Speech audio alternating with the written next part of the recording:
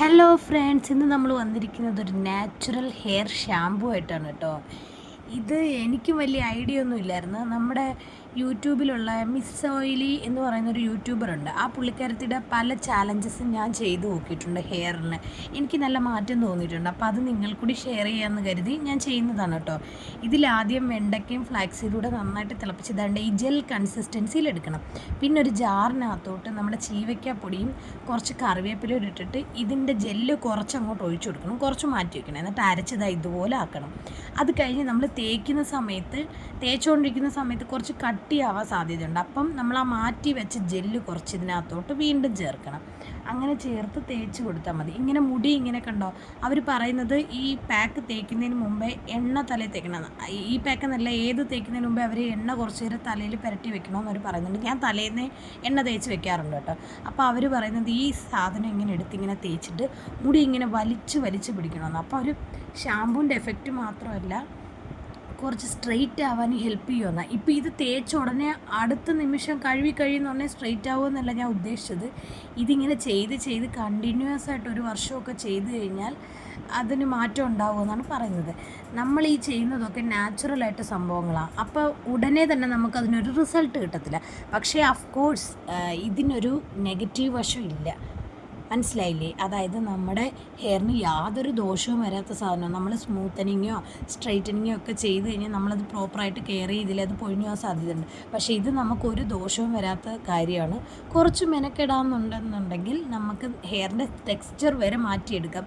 അവരവരുടെ തെളിവ് സഹിതം അവരുടെ യൂട്യൂബിൽ അവർ പറഞ്ഞിട്ടുണ്ട്, അവരുടെ ചാനലിൽ പറഞ്ഞിട്ടുണ്ട്, കാണിച്ചിട്ടുമുണ്ട്. അവരുടെ മുമ്പത്തെ ഒരു മുടി ഒരു ചുരുണ്ട ടൈപ്പ് ഒരു മുടിയായിരുന്നു. അപ്പോൾ അവർ ഒരു 1.5 വർഷത്തോളം കഷ്ടപ്പെട്ടിട്ടാണ് അവർക്ക് ലെങ്ത്തുള്ള നല്ല കട്ടിയുള്ള അതിൽ നല്ല ടെക്സ്ചറുള്ള സ്മൂത്തായിട്ടുള്ള മുടി.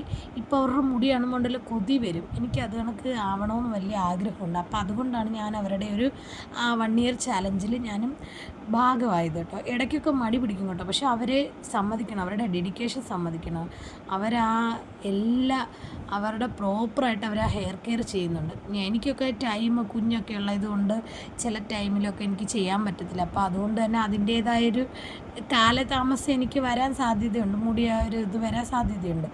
അപ്പം നിങ്ങൾക്ക് ഇതുപോലെ ചെയ്യാൻ ആഗ്രഹം ഉണ്ടെങ്കിൽ ചെയ്ത് നോക്കട്ടോ. ഡെഫിനറ്റ്ലി മുടിക്ക് മാറ്റം വരും. കാര്യം എന്ന് വെച്ചാൽ എനിക്കത് വിശ്വാസം വന്നൊരു കാര്യം എന്ന് വെച്ചാൽ അവരുടെ പല ഹെയർ ടിപ്സും ഹെയർ കെയർ ചാലഞ്ചും ഞാൻ ഏറ്റെടുത്ത് ചെയ്തതിൽ എൻ്റെ മുടിക്ക് വന്ന വ്യത്യാസം എന്ന് പറഞ്ഞാൽ എൻ്റെ മുടി കൊഴിച്ചിൽ പാടെ നിന്നു. എനിക്ക് നല്ല മുടി കൊഴിച്ചിലുണ്ടായിരുന്നു. നല്ലതെന്ന് പറഞ്ഞാൽ നല്ല കണക്ക് മുടി കൊഴിച്ചിലുണ്ടായിരുന്നു. അത് നല്ല പോലെ നിന്ന് കേട്ടോ. മുടി കിളിക്കാൻ തുടങ്ങിയോയെന്ന് ചോദിച്ചാൽ എനിക്ക് അറിയത്തില്ല, എനിക്ക് വലിയ വ്യത്യാസമൊന്നും തോന്നിയില്ല. അവരത് പറയുന്നുണ്ട് അവരുടെ വീഡിയോയ്ക്കകത്ത് 1 വർഷമെങ്കിലും എടുക്കും എന്നാണ് അവർ പറയുന്നത്. എനിക്കും അത് തോന്നി. ഒന്നാമതേ എൻ്റെ മുടി ഇഴഞ്ഞ് കിളിക്കുന്നൊരു മുടിയാണ്.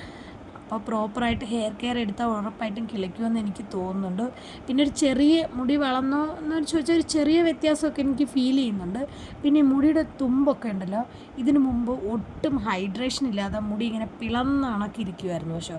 പക്ഷേ ഇവരുടെ ഹെയർ കെയർ ചാലഞ്ച് എടുക്കുന്നത് പ്രോപ്പറായിട്ട് ഹെയർ ഓയിലിങ്ങും ഹെയർ മസാജൊക്കെ ചെയ്യാൻ തുടങ്ങിയതിന് ശേഷം ആ മുടിക്കൊരു ജീവൻ വെച്ച പോലെ എനിക്ക് ഫീൽ ചെയ്യുന്നു. ആ തുമ്പൊക്കെ പിടിച്ച് നോക്കുമ്പോൾ എന്തോ ഒരു പ്രത്യേകത ഫീൽ ചെയ്യുന്നുണ്ട്.